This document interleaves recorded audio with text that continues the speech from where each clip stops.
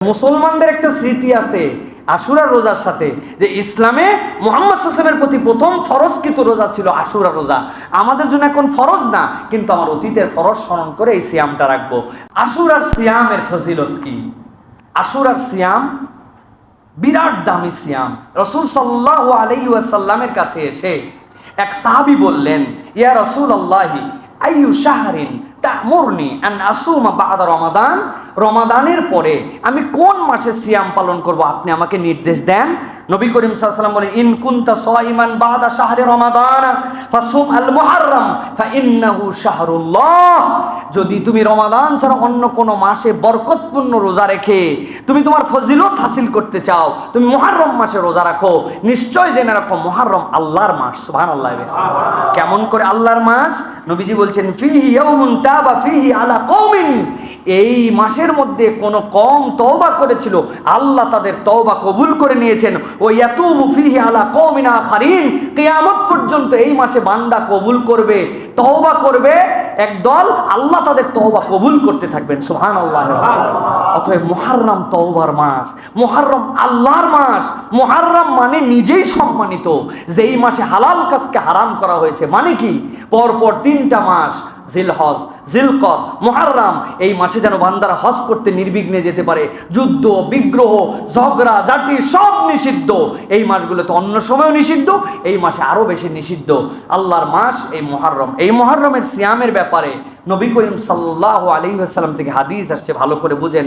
নবীজি মদিনায় গেলেন, যাওয়ার পরে ইহুদিদেরকে বললেন, লিমা সুমতুমুল ইয়াউম, তোমরা কেন এই দিনে দিবস রোজা রাখো? বলে, আমরা রোজা রাখি মূসা আলাইহিস সালামকে আল্লাহ নাজাত দিয়েছিলেন এই দিনে, এই জন্য আমরা রোজা রাখি। নবীজি বললেন, আমি তো মূসার ব্যাপারে অধিক হকদার, সে নবুয়তি আমার ভাই, মুহাব্বতের দিক দিয়ে আমার অনেক কাছে, অতএব হে মুসলমানেরা তোমরা সিয়াম পালন করো।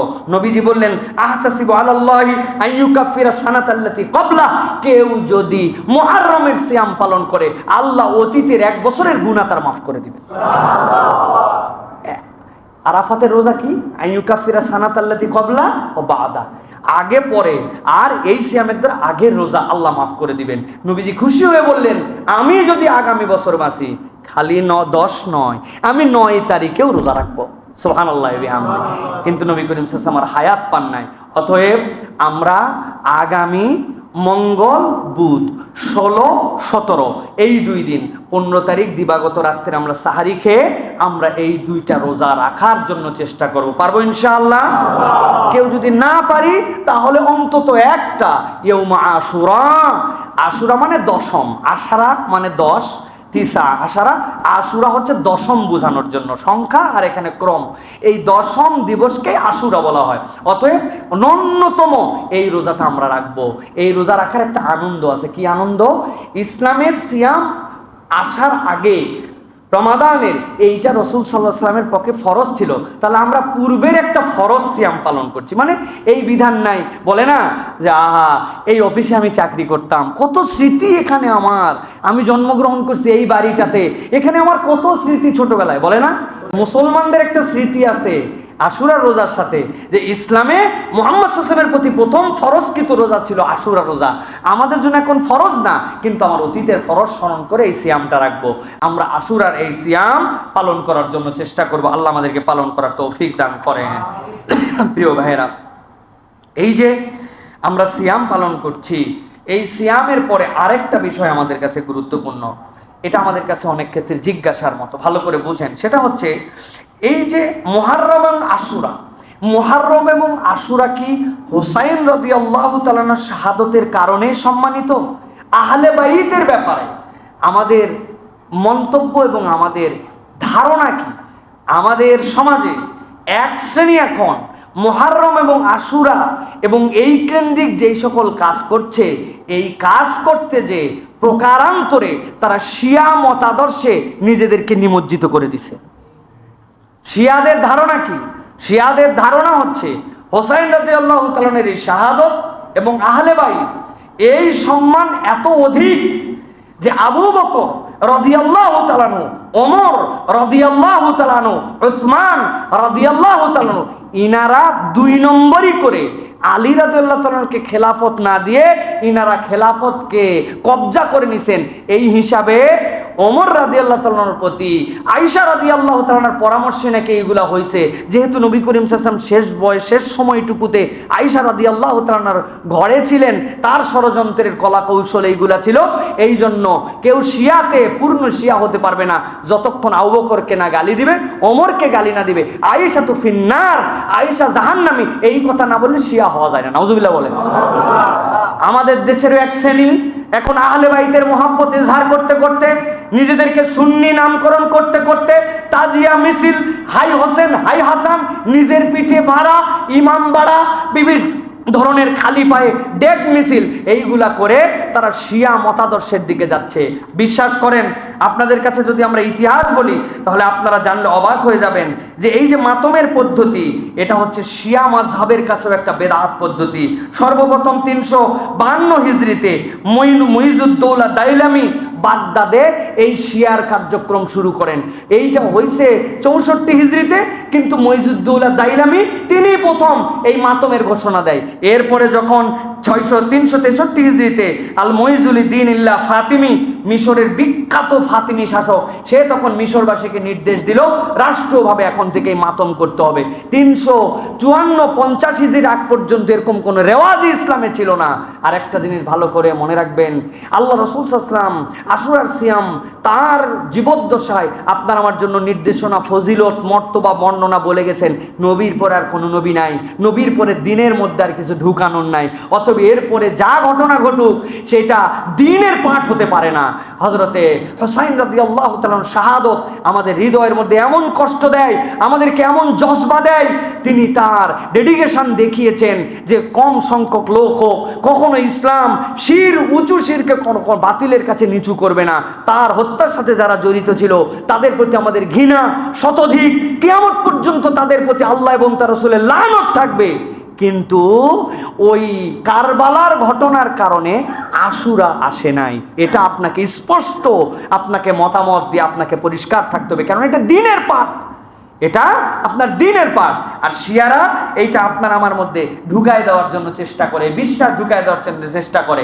আমরাও এখন কতকগুলা মানুষ হয়েছি যারা নিজেদেরকে মুসলমান বলি, কিন্তু ওই কাজগুলো আমরা করে বেড়াই। আমরা ডেক চড়াই, খালিবারে ঘুরি, এত বড় দড়ি লাগায়া অমুক জিনিস আমরা টেনে নিয়ে বেড়াচ্ছি।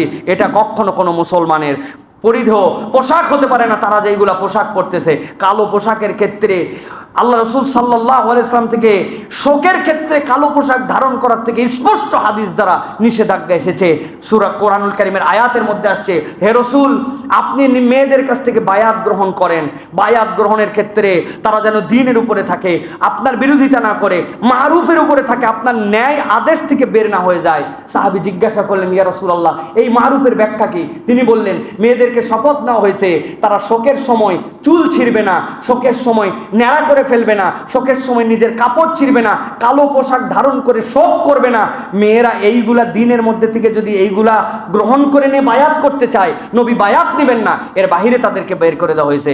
এখন কালো পোশাক পরা, মাতম করা, নিজের পিঠে নিজে এইগুলা মারা, এইগুলার সাথে ইসলামের দূরতম কোনো সম্পর্ক নাই। এইগুলা করে হুসাইন রাদিয়াল্লাহু তাআলাকে বেইজ্জত করা হয়।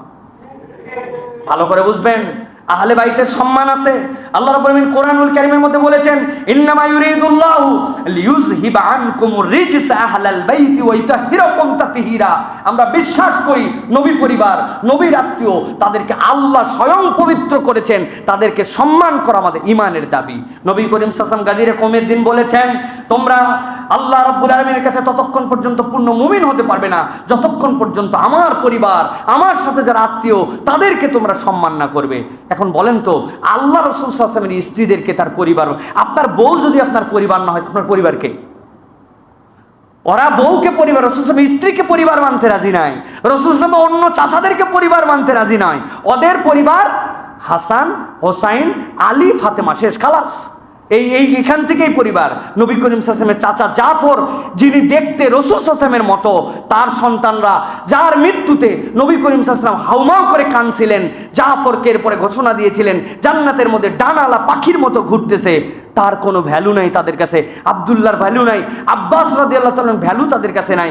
রাসূল সাল্লাল্লাহু আলাইহি ওয়াসাল্লাম একদিন বসেছিলেন, তখন আব্বাস রাদিয়াল্লাহু তাআলা বলেন, ইয়া রাসূলুল্লাহ, কুরাইশের কিছু লোক বনি হাশেমের সাথে শত্রুতা করে।